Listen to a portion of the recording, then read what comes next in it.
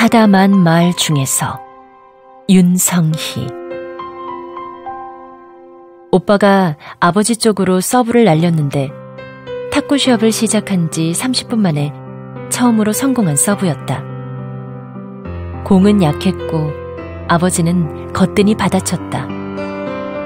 전 우정이 뭔지 모르겠어요. 서로의 삶에 영향을 줘야 하는 거 아니에요? 아버지는 아무 대답도 하지 않았다. 아버지는 친구에게 종종 사기를 당했는데 아들이 그 영향을 받은 게 아닌가 하는 생각이 들었던 것이다. 탁구나 쳐요. 내가 보기에 셋이 똑같아. 할아버지와 오빠네 팀은 한 판도 이기지 못했다. 마지막 판은 꼭 이기게 해주고 싶었다. 오빠가 공을 받아칠 때 나는 입바람을 한번 불었다. 네트를 넘기지 못할 것 같은 공이 갑자기 스피드를 내서 상대편 코트에 떨어졌다. 할아버지가 공을 칠 때도 입으로 바람을 불어주었다. 공이 회전을 하면서 어머니와 아버지 사이로 떨어졌다. 분명히 코트를 벗어날 것 같은 공들이 갑자기 방향을 바꾸어 탁구대의 흰 선을 맞히자 부모님은 의욕을 잃은 듯했다. 그러게 뭐든 운이라니까.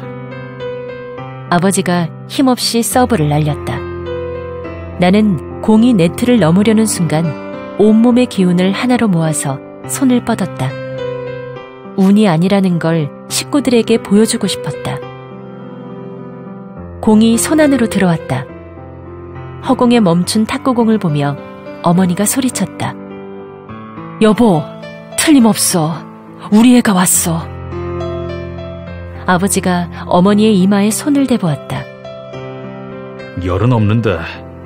여보, 어디 아파? 내가 너무 오래 살았나 보다. 오빠가 허공에 뜬 탁구공을 향해 후 하고 입바람을 불었다. 공은 움직이지 않았다.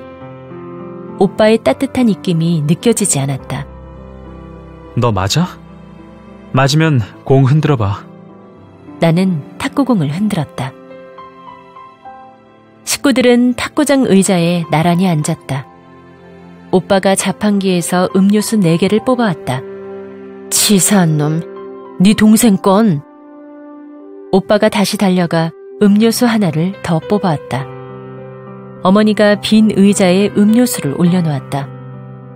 잘 있었니? 우린 걱정 마라. 네 아빠 사업이 아주 잘 된단다. 이 흉터 보이니?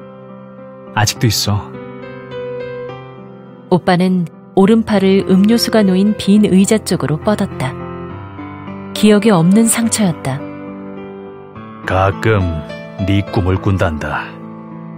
아버지가 말했다. 그러자 어머니와 오빠가 나도라고 동시에 대답했다. 아버지와 나는 꿈속에서 자주 불꽃놀이를 보러 갔다. 한강에도 갔고 동해안에도 갔고 잠실 야구장에도 갔다. 불꽃놀이에 정신을 팔린 아버지는 꿈속에서 항상 나를 잃어버렸다. 아버지는 나를 찾기 위해 허들 선수처럼 사람들을 공중공중 뛰어넘었다. 오빠는 이런 꿈을 꾸었다. 오빠와 나는 성년이 되어 있었다. 오빠에게는 자식이 4명이나 있었다. 4쌍둥이였다. 나는 이제 막 고개를 가누는 갓난아이를 안고 있었다. 5명의 아이들이 울어댔다. 아, 끔찍해, 끔찍해. 그렇게 말하면서 오빠는 아이들의 기저귀를 갈았다. 어머니는 당신 자신이 죽는 꿈을 꾸었다. 장례식장에서 이제 머리가 희끗해진 아들이 서럽게 울었다. 그 옆에 건장하게 자란 4쌍둥이들도 눈물을 훌쩍였다. 어머니의 장례식장에는 많은 사람들이 찾아와 주었다. 물론 나도 찾아갔다. 아버지도 찾아갔고 할아버지도 찾아갔다. 어머니의 장례식장에서 만난 우리들은 오빠가 안쓰러웠다. 이제 어쩌냐 혼자 남아서. 아버지와 어머니가 아들의 주변을 빙빙 맴돌았다. 이런 고얀 놈, 내 꿈에는 안 나타나고. 할아버지가 소리를 쳤다. 혼자 탁구 연습을 하던 남자가 눈을 동그랗게 뜨고는 식구들 쪽을 바라보았다. 오빠가 할아버지를 진정시켰다. 할아버지, 걔가 할아버지 놀랄까봐 꿈에 안 나타나는 거예요.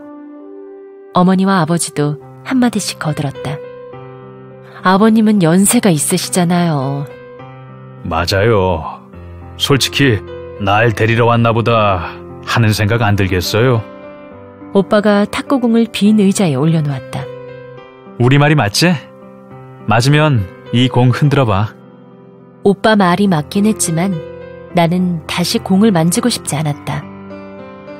사물을 움직이는 건 사람들이 생각하는 것보다 쉬운 일이 아니었다. 거 봐라. 내가 딸이라고 구박해서 그런 거야.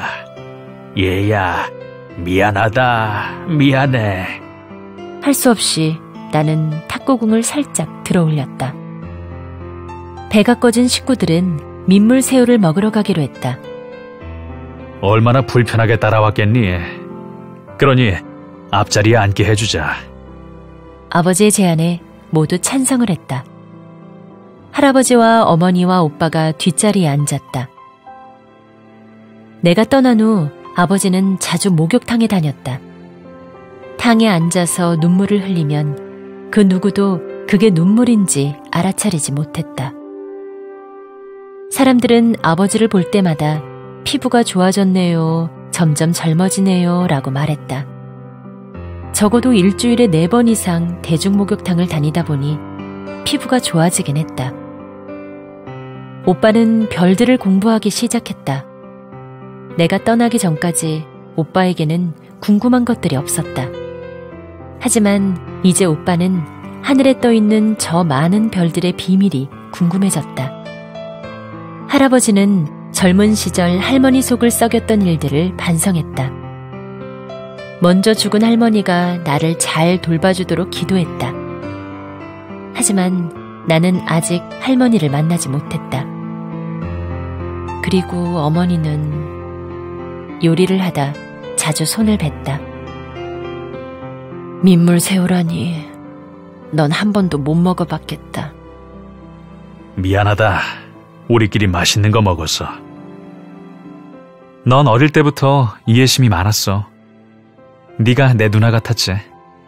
나는 어머니의 가슴을 손으로 만졌다. 철로 만들어진 어머니의 심장은 조금씩 녹슬기 시작했다. 한 번만 더 눈물을 삼키면 심장이 온통 녹슬어버릴 것이다. 나는 마지막으로 힘을 내 어머니의 심장을 움켜쥐었다. 어머니가 몸을 앞으로 숙였다. 왜 그래?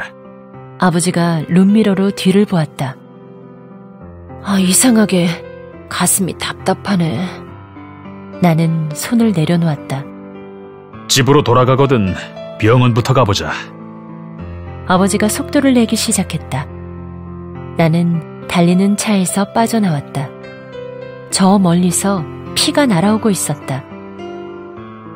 오래 기다렸어? 나는 물었다. 아니야, 방금 왔어. 피가 고개를 저었다. 어머니는 병원에 갔어? 아니, 아버지가 모시고 간다고 했으니까 믿어봐야지. 우리는 이 도시에서 가장 큰 건물을 찾아갔다. 건물 옥상에 앉으니 도시를 가로지르는 강이 보였다. 좀 억울하다는 생각이 들었어. 내가 말했다. 피는 그게 무엇인지 묻지 않았다. 그게 내가 피를 좋아하는 이유였다. 다이어트를 한 번도 못 해봤거든. 도시를 가로지르는 강을 붉게 물들이며 해가 졌다. 지금 이대로도 괜찮아 라고 말할 줄 알았지? 피가 이가 드러나도록 웃었다. 온통 충치투성이었다. 이런 이를 치료하려면 얼마나 돈이 많이 들겠어. 그러니 다행이야 라고 피가 말했다. 나는 다행이야 라고 말할 수 있는 것들에 대해 생각해 보았다. 등 뒤로 해가 떠올랐다.